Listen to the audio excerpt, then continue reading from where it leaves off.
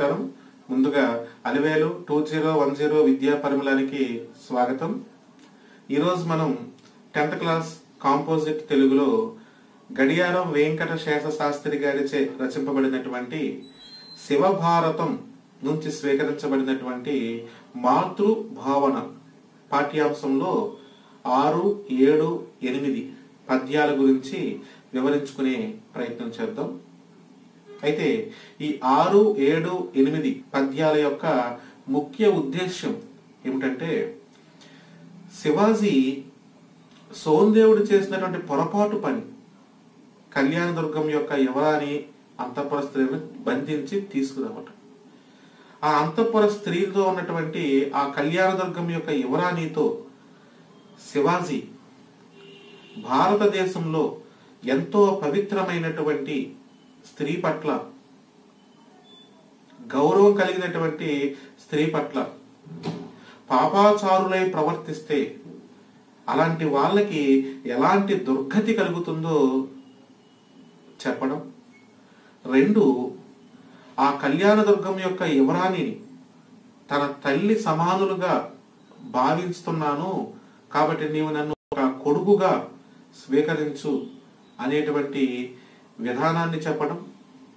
3, ఆ కళ్యాణదుర్గం యొక్క యువరానికి జరిగినటువంటి అగౌరవానికి, అవమానాన్ని తలుచుకుని మాపై కోపించకుండా మా యందు కేవలం ఒక దయా హృదయాన్ని కలిగి ఉండు, నీకు జరిగిన అవమానానికి ప్రత్యుపకారంగా నిన్ను మీ గృహానికి ఇప్పుడే పంపించేస్తాను, ఒక తల్లి సమానులుగా భావించి పంపిస్తాను అని చెప్పడం శివాజీ కళ్యాణదుర్గం యొక్క యువరాణితో చెప్పడం ఈ 6, 7, 8 పద్యాల్లో మనం కనిపిస్తాయి.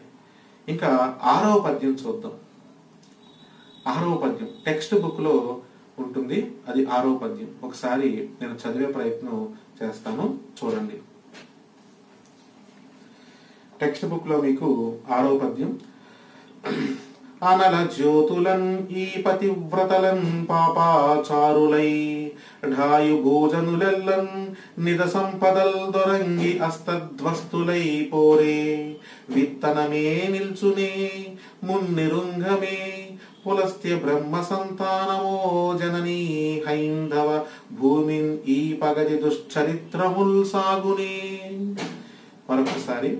అనల జ్యోతులన్ ఈ పతివ్రతలన్ పాపాచారులై ఢాయు భూజనులెల్లన్ నిద సంపదలన్ దొరంగి అస్తధ్వస్తులై పోరే విత్తనమే నిల్చునే మున్నిరుంగమే పులస్త్య బ్రహ్మ సంతానమో జననీ హైందవ భూమిన్ ఈ పగది దుశ్చరిత్రముల్ సాగునే. ఇది పద్యం. ఈ పద్యం ఖచ్చితంగా కాంపోజిట్ తెలుగు వాళ్ళకి పద్యంగాను కంఠస్థం చేయాలి, ప్రతి పదార్థంగా కూడా చదవాల్సినటువంటి ఒక ముఖ్యమైనటువంటి పద్యాల్లో ఈ పద్యం ఒకటి. ఈ పద్యంలో శివాజీ ఆ కళ్యాణదుర్గం యొక్క యువరాణితో మాట్లాడుతున్నాడు. అమ్మా, అనల జ్యోతులన్ ఈ పతివ్రతలన్ పాపాచారులై. అనల జ్యోతులన్, అనలం అంటే అగ్ని, జ్యోతి అంటే తెలుసు మీకు, దీపం లాంటి, అగ్ని జ్వాలలు లాంటి.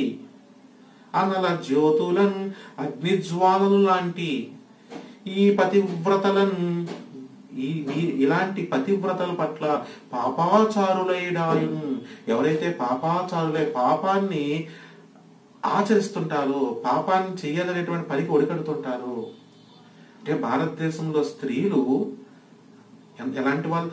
శివాజీ భారతదేశంలో ఉన్నటువంటి స్త్రీల గురించి ఏమని చెప్తున్నాడు? అగ్నితో సమానమని చెప్తున్నాడు. అనల జ్యోతులన్, అనల జ్యోతులమ్మ, మా భారతదేశంలో ఉన్నటువంటి స్త్రీలు మహాపతివ్రతలు. వాళ్ళు ఎలాంటి వాళ్ళు? అనల జ్యోతులన్, అగ్నిజ్వాలలు లాంటి వాళ్ళు, అగ్ని జ్యోతులు లాంటి వాళ్ళు. అలాంటి వాళ్ళ పట్ల పాపాచారులై, పాపం ఆచారుడు అంటే అర్థం ఏంటంటే ఆచరించేవాడని అర్థం. పాపాన్ని ఆచరిస్తుంటారు. పాపాన్ని ఆచరించడం అంటే వాళ్ళకి ఏదో ఒక రకమైన అవమానం కలిగించడం, కీడు తలపెట్టడం, వాళ్ళ మనోభావాలను దెబ్బతీసేటువంటి విధంగా ప్రవర్తించడం, ఇలాంటివన్నీ కూడా పాపాచారాలకి ఒడికట్టడం. ఎందుకంటే ఈ పద్యం ఖచ్చితంగా శివాజీ యొక్క ఉద్దేశము ప్రస్తుతం ఉన్నటువంటి విద్యాలోకానికి ఖచ్చితంగా అవసరం. ఎందుకంటే ఒక స్త్రీ పట్ల ప్రస్తుత సమాజంలో ఉన్నటువంటి అగౌరవం, ఒక వస్తువుగా చూడటం, ఒక చులకనగా చూడటం, దానివల్ల జరుగుతున్నటువంటి అకృత్యాలు, అనేక దాడులు, హత్యలు, వీటన్నింటికి ఒక గుణపాఠంగా అది కాదు భారతదేశంలో స్త్రీ పట్ల ప్రవర్తించాల్సిన విధానము. స్త్రీ అంటే ఒక వస్తువు కాదు, ఒక ఆట వస్తువు కాదు, ఒక స్త్రీకి ఎంతో గొప్ప శక్తి ఉన్నది అని చెప్పటంలో ఈ పద్యం బాగా ఉపయోగపడుతుంది. అనల జ్యోతులన్ అగ్నిజ్వాలల్ లాంటి ఈ పతివ్రతలన్, ఇలాంటి పతివ్రతల పట్ల పాపాచారులైడాయున్, పాపానికి పాపం చేయడానికి డాయున్ సమీపిస్తే, చెయ్యండి, దానిదే ఉంది, చేస్తే అలాంటి భూజనులెల్లన్ నిద సంపదలన్ దొరంగి అస్తద్వస్తులైపోరే.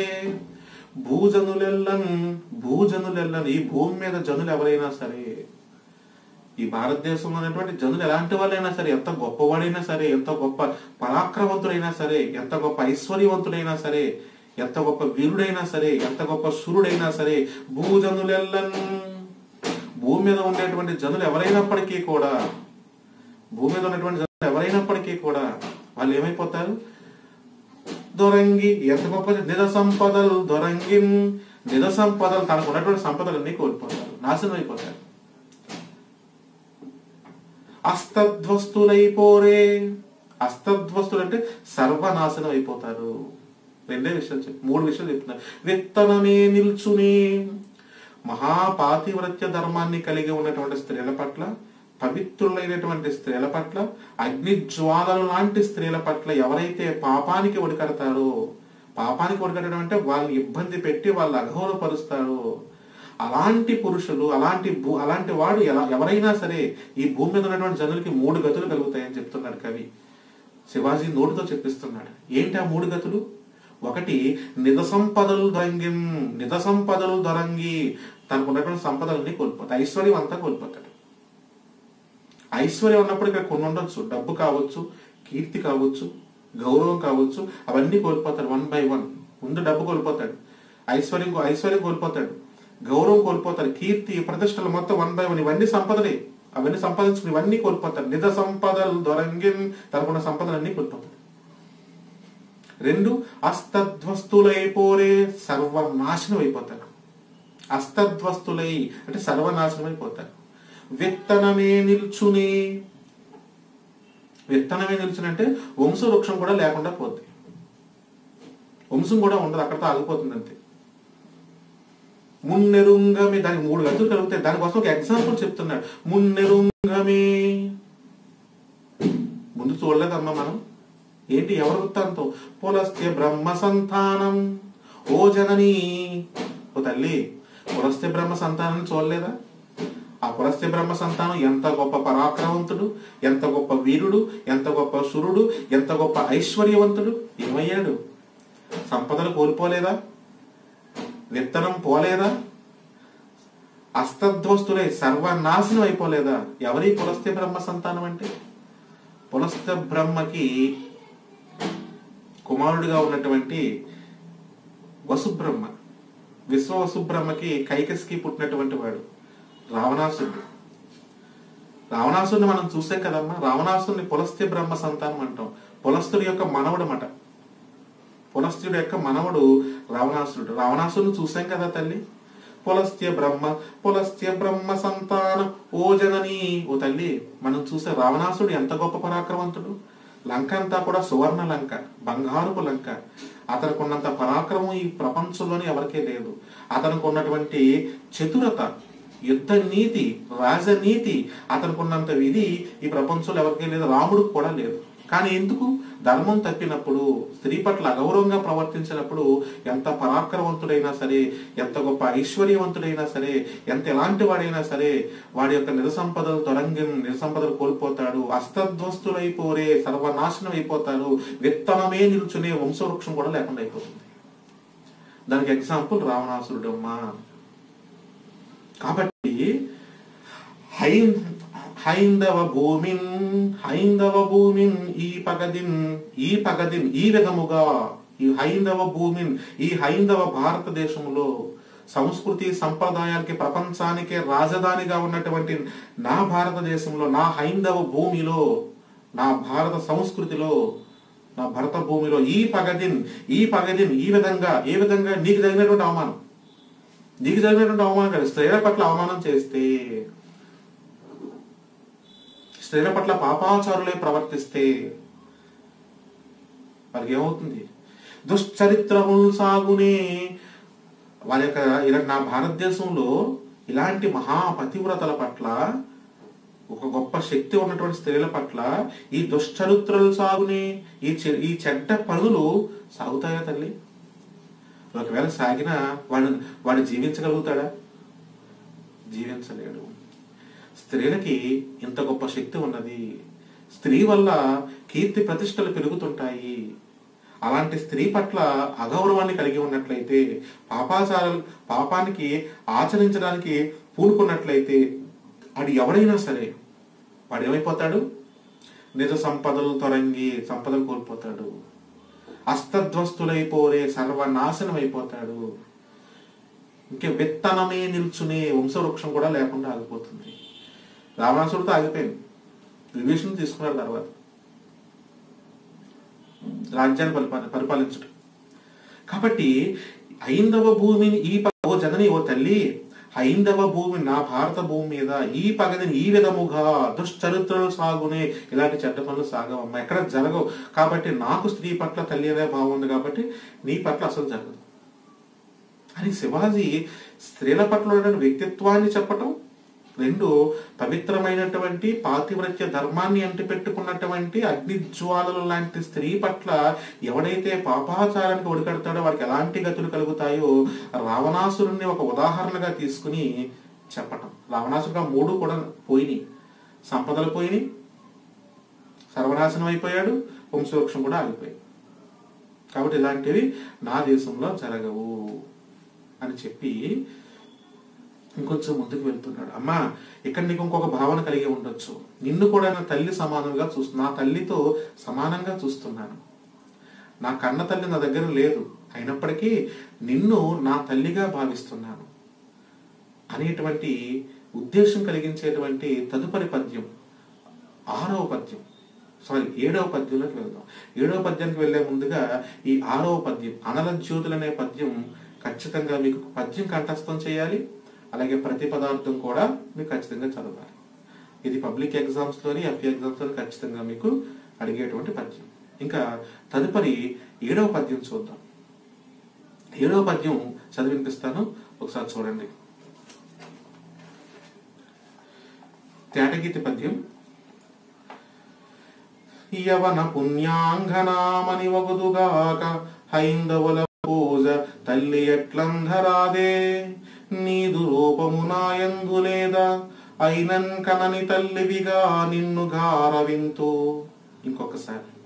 యవన పుణ్యాంగనామని వగుదుగాక హైందవుల పూజ తల్లి ఎట్లంధరాదే, నీదు రూపము నాయందు లేదా అయినన్ కనని తల్లివిగా నిన్ను గారవింతు.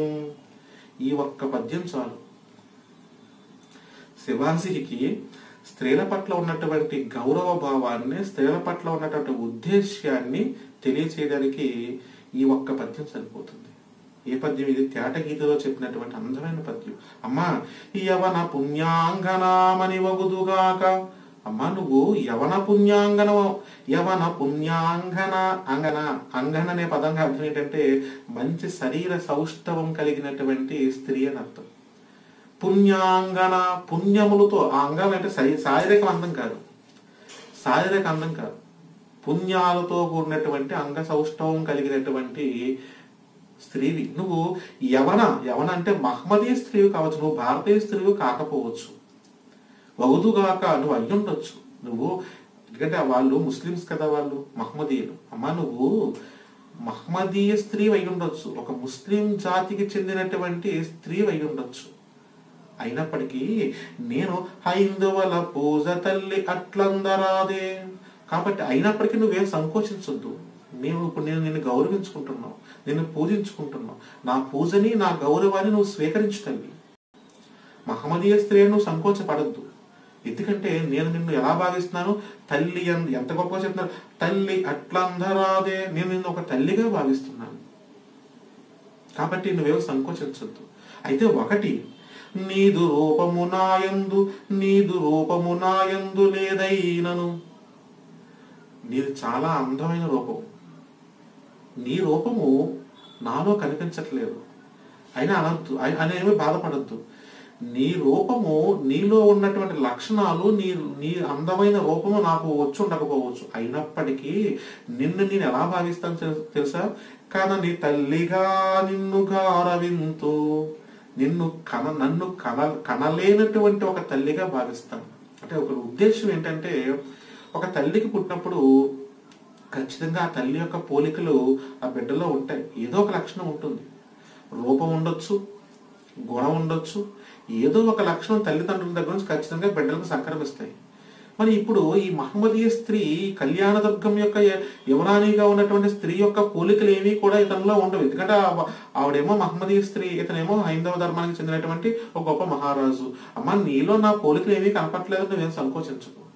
నువ్వు చాలా అందంగా, నాకంటే కూడా చాలా అందంగా ఉన్నావు. అయినప్పటికీ నేను నన్ను కనని తల్లిగా, నన్ను కనలేనప్పటికీ కూడా నేను తల్లిగానే భావిస్తున్నాను, గౌరవిస్తున్నాను, నిన్ను పూజించుకుంటున్నాను. కాబట్టి నా పూజని, నా గౌరవాన్ని, నా భావాన్ని నువ్వు స్వీకరించు తల్లి.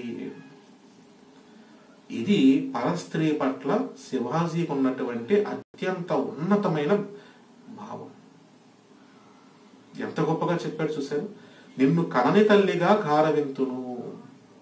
పరస్త్రీల పట్ల తల్లి భావాన్ని కలిగి ఉండటం. భారతదేశము నా మాతృభూమి అన్నట్లు, భారతీయులందరూ నా సహోదరులు అన్నట్లు శివాజీ దాన్ని ఆచరించి చూపించాడు.